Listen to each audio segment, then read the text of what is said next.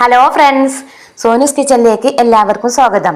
ഇന്ന് നമ്മളിവിടെ വളരെ ടേസ്റ്റി ആയിട്ടുള്ള ഒരു ചിക്കൻ ബിരിയാണിയുടെ റെസിപ്പിയുമായിട്ടാണ് വന്നിട്ടുള്ളത്. നിങ്ങൾ ആദ്യമായിട്ടാണ് എൻ്റെ ചാനൽ കാണുന്നതെങ്കിൽ പ്ലീസ് ഒന്ന് സബ്സ്ക്രൈബ് ചെയ്ത് ലൈക്ക് ചെയ്ത് സപ്പോർട്ട് ചെയ്യണേ. ബിരിയാണി ഉണ്ടാക്കാൻ ഞാനിവിടെ കുറച്ച് വെളുത്തുള്ളി, ഒരു ചെറിയ കഷ്ണം ഇഞ്ചി, ഒരു 10 പച്ചമുളക് എടുത്തിട്ടുണ്ട്.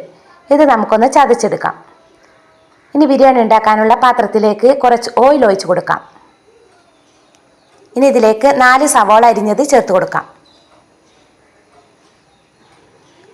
ഒന്ന് ഇളക്കി കൊടുക്കാം.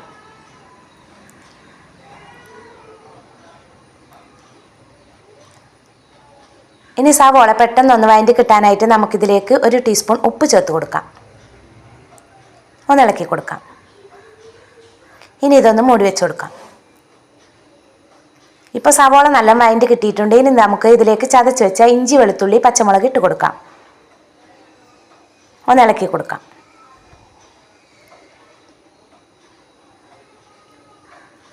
ഇനി നമുക്കിതിലേക്ക് പൊടികൾ ചേർത്ത് കൊടുക്കാം.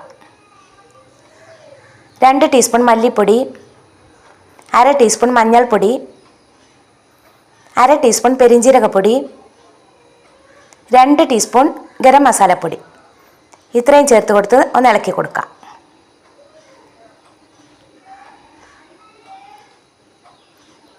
ഇനി നമുക്കിതിലേക്ക് 4 തക്കാളി അരിഞ്ഞത് ചേർത്ത് കൊടുക്കാം.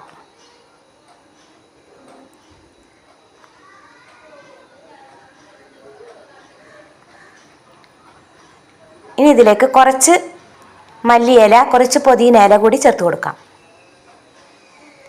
ഒരു നാരങ്ങയുടെ നീര് പിഴിഞ്ഞ് ചേർത്ത് കൊടുക്കാം. ഇനി നമ്മൾ കഴുകി വൃത്തിയാക്കി വെച്ചിട്ടുള്ള ചിക്കൻ ഇതിലേക്ക് ഇട്ട് കൊടുക്കാം.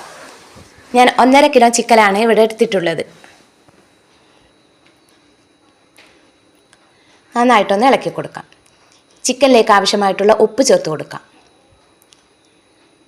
ഇനി ഇത് മൂടി വെച്ച് ഒരു 15 മിനിറ്റ് നമുക്കൊന്ന് വേവിച്ചെടുക്കാം.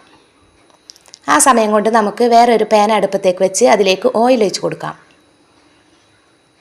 ഇനി നമുക്ക് സവാള ഒന്ന് ഫ്രൈ ചെയ്തെടുക്കാം.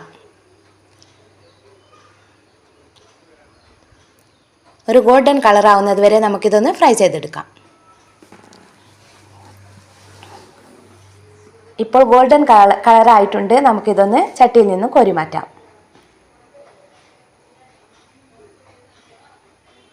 ഇനി ഇതേ എണ്ണയിലേക്ക് നമുക്ക് കുറച്ച് അണ്ടിപ്പരിപ്പ്, കുറച്ച് മുന്തിരി കൂടി ഫ്രൈ ചെയ്തെടുക്കാം.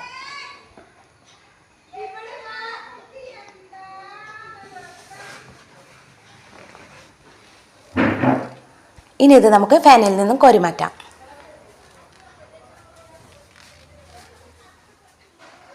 ഇനി ബിരിയാണിക്ക് ആവശ്യമായിട്ടുള്ള റൈസ് നമുക്ക് തയ്യാറാക്കിയെടുക്കാം.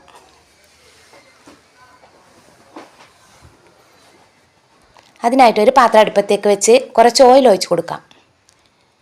1.5 ടീസ്പൂൺ നെയ്യ് ഇട്ട് കൊടുക്കാം.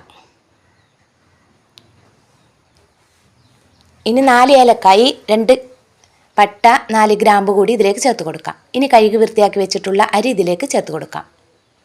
ഒന്ന് ഇളക്കി കൊടുക്കാം. ഞാനിവിടെ ഗീ റൈസ് ഉണ്ടാക്കി മസാലയുടെ മുകളിലേക്ക് ഇട്ട് കൊടുക്കുകയാണ് ചെയ്യുന്നത്.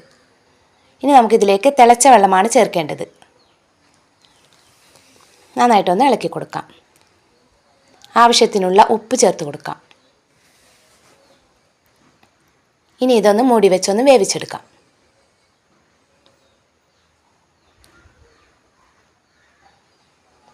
ഇപ്പോൾ റൈസ് ഇവിടെ വന്നിട്ടുണ്ട്. ഇനി നമുക്ക് മസാലയുടെ മുകളിലേക്ക് റൈസ് ഇട്ട് കൊടുക്കാം. നമുക്ക് ഈ മസാലയിൽ നിന്ന് കുറച്ച് മസാല നമുക്ക് കോരി മാറ്റാം.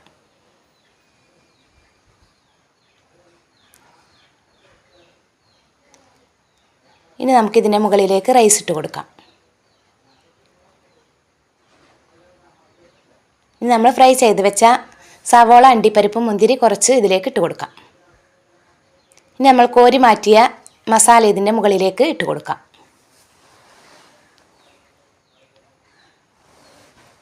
ഇനി ബാക്കിയുള്ള റൈസും കൂടി ഇതിൻ്റെ മുകളിലേക്കായിട്ട് ഇട്ട് കൊടുക്കാം.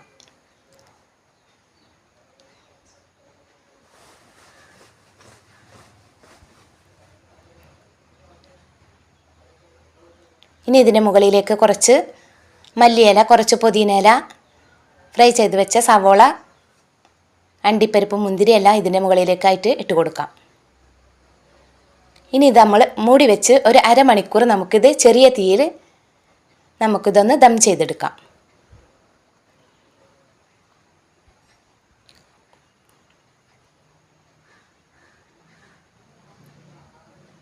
ഇപ്പോൾ അരമണിക്കൂർ ആയിട്ടുണ്ട്. ബിരിയാണി നമ്മുടെ ഇവിടെ റെഡി ആയിട്ടുണ്ട്. വളരെ ടേസ്റ്റി ആയിട്ടുള്ള ഒരു ബിരിയാണിയാണ്. എല്ലാവരും ഒന്ന് ട്രൈ ചെയ്ത് നോക്കണം.